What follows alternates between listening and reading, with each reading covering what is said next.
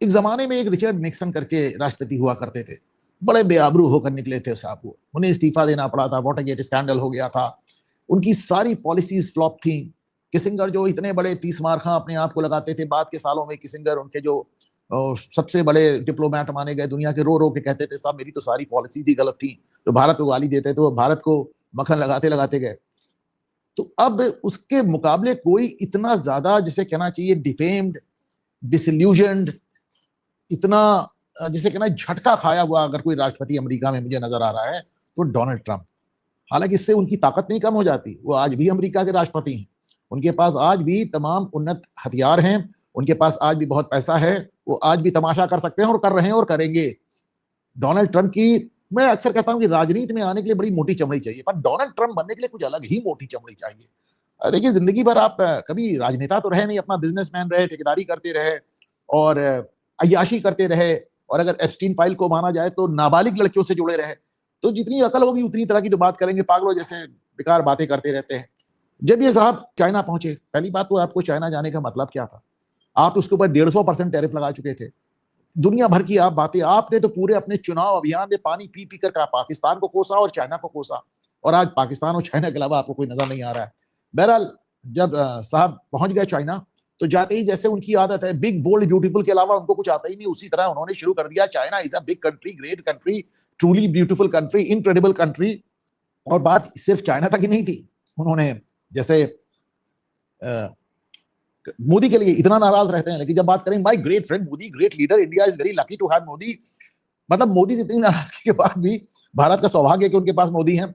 और field marshal Asim Munir तक के ऐसे बारे में ये, बाकी तो पूरे यूरोप को गाली, एक यूरोप का नेता नहीं बचा जिसको डोनाल्ड ट्रंप ने गंदी गंदी गालियां भी ना दी, सब दे डाली। तो उन्होंने शी जिनपिंग की तारीफ शुरू कर दी, उन्होंने कहा कि तमाम लोगों को बुरा लगता है जब मैं ऐसा कहता हूं, पर आप महान नेता, महान महान महान नेता है, बहुत बड़े नेता हैं, and it is an honour, ये इज्जत की बात है मेरे लिए कि मैं आपसे मिला हूं। और देखें, अपने ही साथ नहीं इन्होंने ऑनर दिया, अपने साथ ये जो ढेर सारे ये बड़े बड़े इंडस्ट्रियलिस्ट ले गए थे, टिम कुक से लेके एलन मस्क तक, उन सबको भी रेल दिया इनके आगे, कहा ये सब तुमको नमस्ते करने आए हैं, ये सब they have come here to pay their respects, ये दुनिया के बड़े बड़े उद्योगपति तुमको नमस्ते करने आए। आपको बताऊं अभी कुछ दिन पहले तक, पहले चुनाव अभियान तो जाने थे, उसके भी कुछ दिन पहले, अभी तो हाल तक ये चाइना को great abuser, best abuser, biggest abuser और बड़ी बड़ी उटपटांग बातें करते रहते थे कि और उसकी चाइना को हिकड़ी निकाल दूंगा, ये कर दूंगा, वो कर दूंगा।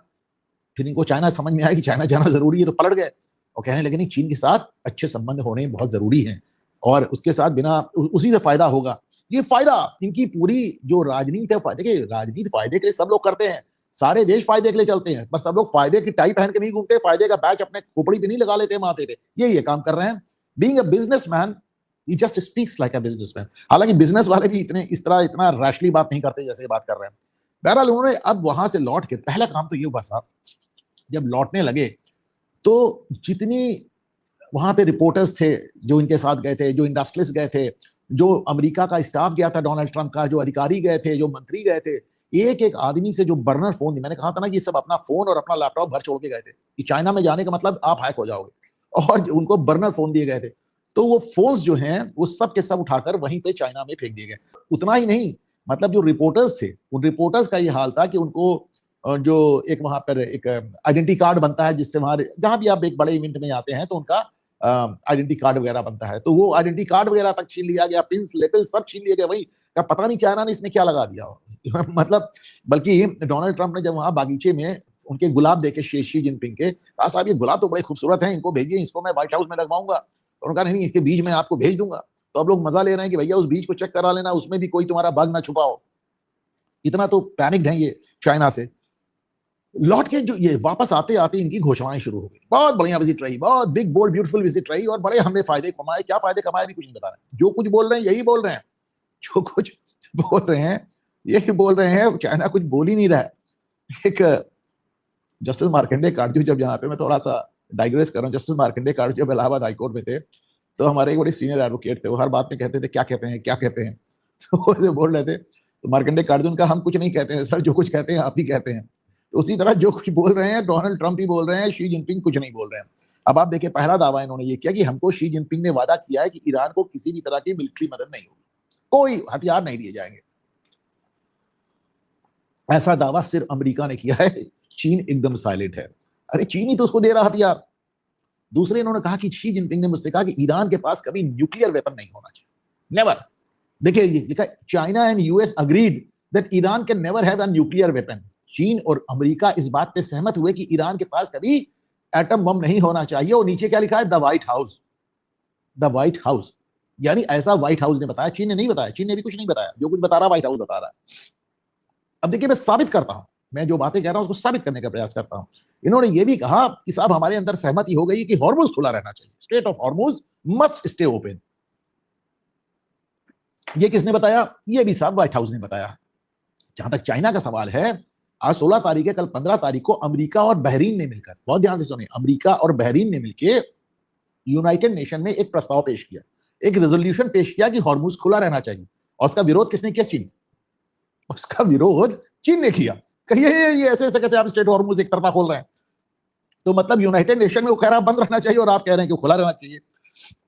उसके बाद आप देखें, चीन ने आज तक जब भी क्रिटिसाइज किया है अमेरिका की नाकेबंदी, जिसको ब्लॉकेट कहा जाता है, उसको किया, कभी ईरान को क्रिटिसाइज नहीं किया।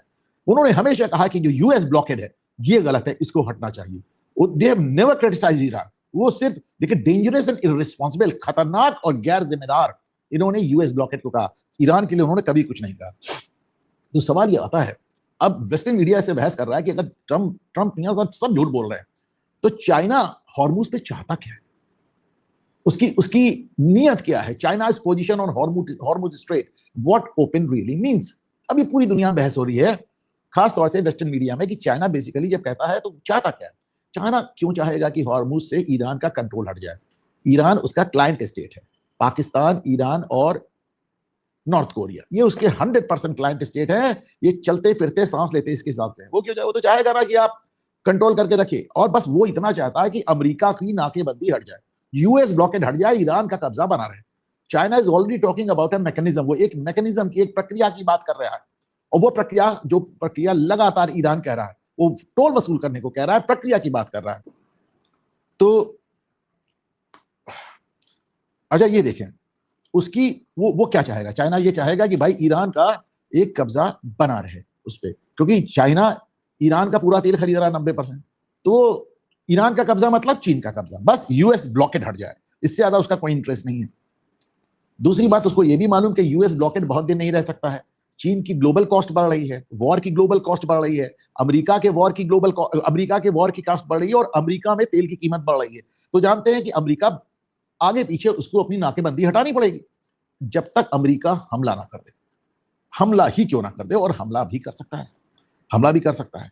बल्कि मैं आपको बताता हूं कि अगर हमला भी कर दिया तो चीन का क्या बिगड़ेगा भाई, चीन का क्या बिगड़ेगा।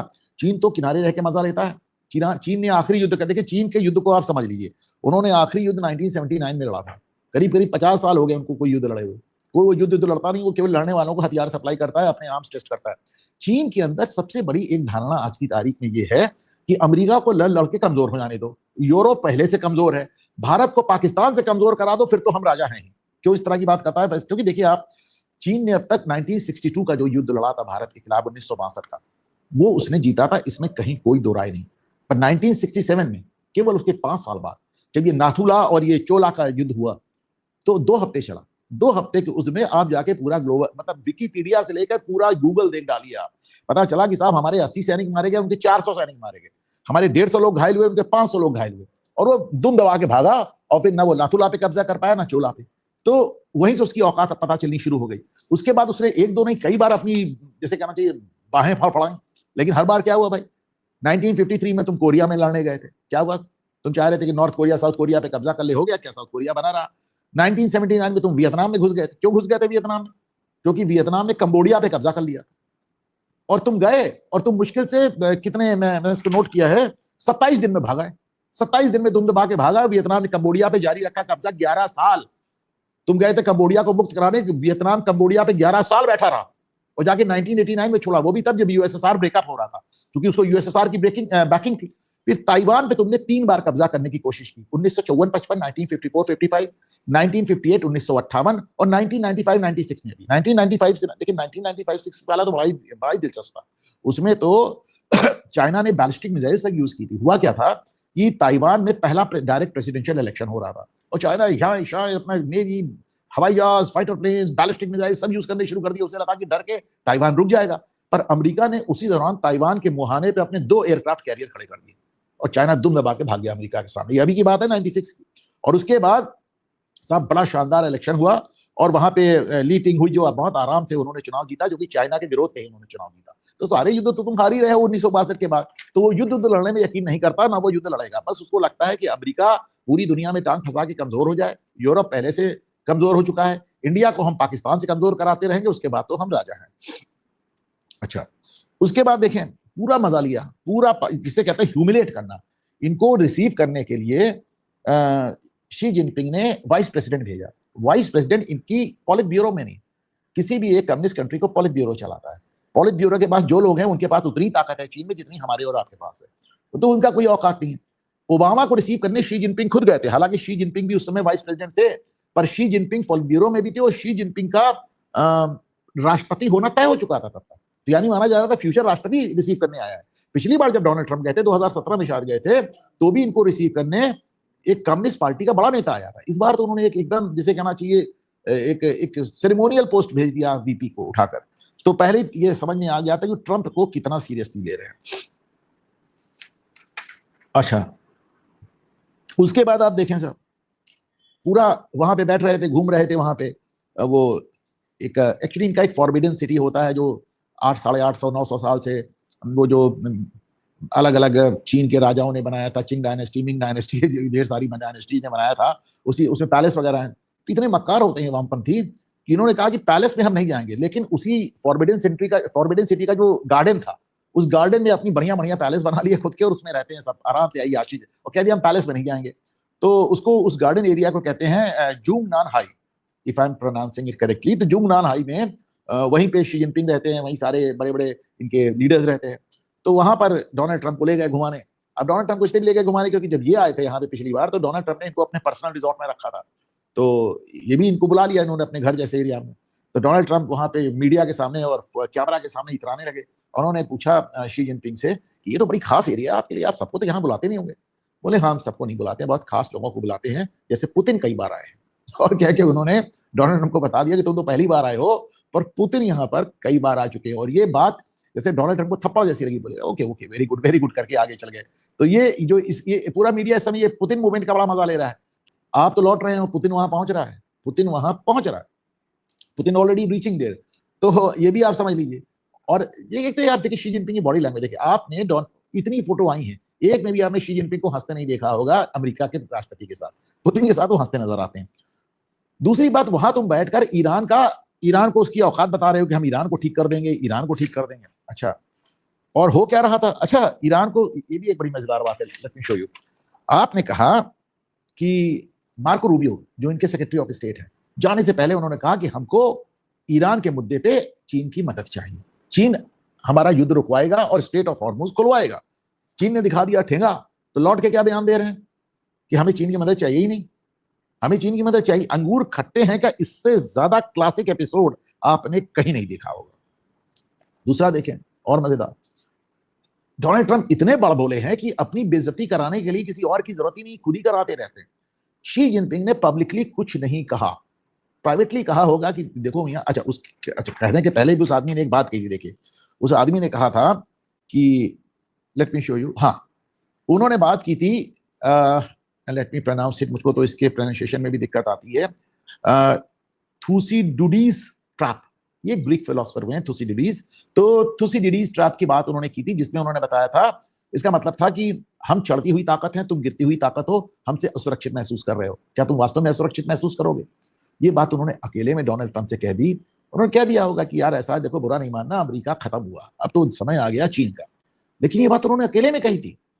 डोनाल्ड ट्रंप ने उसको चिल्ला चिल्ला के बता दिया कि शी जिनपिंग ने मुझसे कहा अमेरिका के दिन पूरे हुए, और मैं शी जिनपिंग से पूरी 100% एग्री करता हूं, क्योंकि जो बाइडेन ने अमेरिका को इस हालत में ला दिया, मैं तो फिर भी ठीक कर दूंगा। मतलब यार, उसने पब्लिकली तुम्हें ह्यूमिलेट नहीं किया, तुम खुद ही अपने को पब्लिकली ह्यूमिलेट कर रहे हो। किस तरह के आदमी हो, मेरी तो एकदम समझ के बाहर है। दूसरी बात, शी जिनपिंग ने तुमको वार्निंग भी दे दी ताइवान पे कि देखो, ताइवान पे अगर गड़बड़ करोगे तो फिर हमारा तुम्हारा सीधे पंगा हो जाएगा। हालांकि फिर कहता हूं कि चीन की वार्निंग केवल गुर्राहट है, इसकी औकात नहीं है कि किसी से लड़े। 3 बार ये ताइवान पे चढ़ के दौड़ा और तीनों बार दुम दबा के भाग गया। वियतनाम से दुम दबा के भाग गया, कोरिया से दुम दबा के भाग गया, नाथूला से भारत से दुम दबा के भाग गया। चीन ने 1962 के बाद कोई युद्ध नहीं जीता, इसको कोई युद्ध, और इसके जो हथियार हैं वो ईरान में भी पिटे हैं और पाकिस्तान में भी पिटे हैं। चीन की भी पोल, जैसे आज डोनाल्ड ट्रंप अमेरिका की पोल खोल रहे हैं, एक दिन शी जिनपिंग की हरकतों, जैसे आसिम मुनीर ने पाकिस्तान की पोल खोली, जैसे डोनाल्ड ट्रंप ने अमेरिका की पोल खोली, उसी तरह शी जिनपिंग की हरकतों से एक दिन चीन की भी पोल खुलेगी, मेरा अपना दावा है। अच्छा देखें, बहुत पहले चीन ने एक बार 2021 में कहा था कि ईस्ट यानी पूरब उठ रहा है और पश्चिम गिर रहा है, तो ये पुरानी बात हो गई। उसमें उन्होंने ईस्ट और वेस्ट में ना अमेरिका का नाम लिया था ना चाइना का नाम लिया था, लेकिन इस बार डोनाल्ड ट्रंप ने दोनों हाथों में कालिक भर के अपने मुंह पे खुद पोत लिया। मतलब इससे बुरी, इससे घटिया बात क्या हो सकती है? आप सोच कर देखें कि नरेंद्र मोदी चाइना जाए और लौट के कहें कि यार मैं शी जिनपिंग की एक बात से एकदम एग्री हूं कि भारत ध्वस्त हो चुका है, लेकिन वो ध्वस्तीकरण होता है वो कांग्रेस सरकार से शुरू हुआ था और भारत ध्वस्त हो चुका है, जिनपिंग एकदम सही कह रहा है। ऐसे कोई बोलता है कि इंटरनेशनल पॉलिटिक्स सुनने में सब बड़े बड़े देशों की पॉलिटिक्स लगती है, पर हकीकत ये है ना कि हमारे मोहल्ले की पंचायत से ज्यादा कुछ नहीं है, उसमें बहुत ही बचकानापन है। अच्छा, उधर आप बैठ के बड़े बड़े दावे कर रहे हैं कि चीन ने कह दिया कि हम ईरान को हथियार नहीं सप्लाई करेंगे और ईरान को न्यूक्लियर आर्म नहीं मिलना चाहिए, चीन ने कह दिया हम स्ट्रेट ऑफ हॉर्मुज खुलवा देंगे। तुम उधर बात कर रहे हो, उधर ईरान कब्जा कर रहा है। ईरान ने वहां पर 2 शिप कब्जे कर लिए और उनको टो करके तेहरान ले गया, वो अपने अपने अपने पोर्ट ले गया। आप सोचिए, मतलब सोच के देखें कि वो ईरान तुम्हारे शिप कब्जा कर रहे हैं। एक शिप उसने डुबो दिया, वो जो भारत का शिप है जिसका नाम हाजी अली, तो ईरान वहां पे एकदम 100% फायर ऑन है और तुम कह रहे हो कि अच्छा तुमको मिला क्या?